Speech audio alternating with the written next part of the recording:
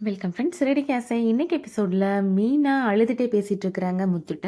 மீனா முத்துட்ட சொல்றாங்க, நான் பூக்கட்டி விற்கிறப்ப கூட ₹1 கூட அதிகமா நான் விற்க மாட்டேன். என் உழைப்புக்கு ஏத்த காசு வந்தா போதும் தான் நான் நினைப்பேன் அப்படின்னு சொல்றாங்க. முத்து சொல்றாரு, உன்னை பத்தின விளக்கத்தை நீ எனக்கு கொடுக்கணும்னு அவசியம் கிடையாது. உன்னை விட உன்னை பத்தி எனக்கு நல்லாவே தெரியும் அப்படின்னு சொல்றாங்க.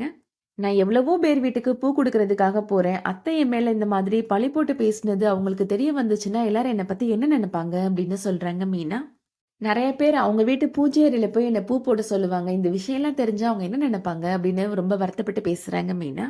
அம்மா உன்ன பத்தி இந்த மாதிரி பேசுனாங்கன்னா, மத்த யாருக்கும் உன்ன பத்தி தெரியாதா மீனா? அப்படி யாரும் எதுவும் நெனைக்க மாட்டாங்க அப்படின்னு சொல்றாரு முத்து. நீ வேணா கொஞ்ச நாள் உன் அம்மா வீட்ல போய் இருந்துட்டு வரையா? நீ இங்க இருந்தா அம்மா ஏதாவது ஒண்ண சொல்லிட்டே தான் இருப்பாங்க அப்படின்னு சொல்றாரு முத்து.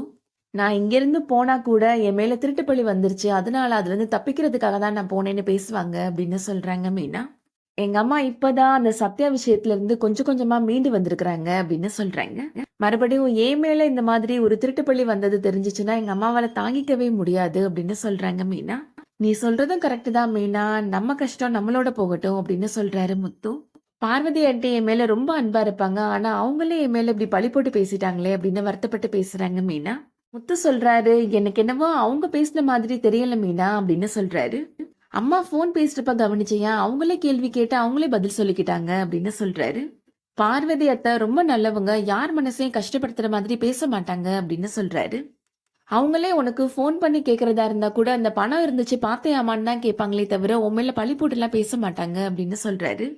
நான் நேரா பார்வதி அத்தை வீட்டுக்கு போய் என்ன நடந்துச்சுன்றத விசாரிச்சுட்டு வரேன் அப்படின்னு சொல்லிட்டு முத்து இப்ப கிளம்பி போறாரு. அதோட இன்னைக்கான எபிசோட் முடியுது. நாளைக்கு எபிசோட்ல ரோகிணிட்ட ₹2,00,000 இருந்த விஷயத்த பத்தி சொன்னதை பத்தி பார்வதி முத்துட்ட சொல்றதுக்கான வாய்ப்புகள் இருக்கு. அப்போ அந்த பார்லர் அம்மா இந்த பணத்தை ஏன் எடுத்திருக்க கூடாது அப்படின்னு முத்து யோசிக்க போறாரு.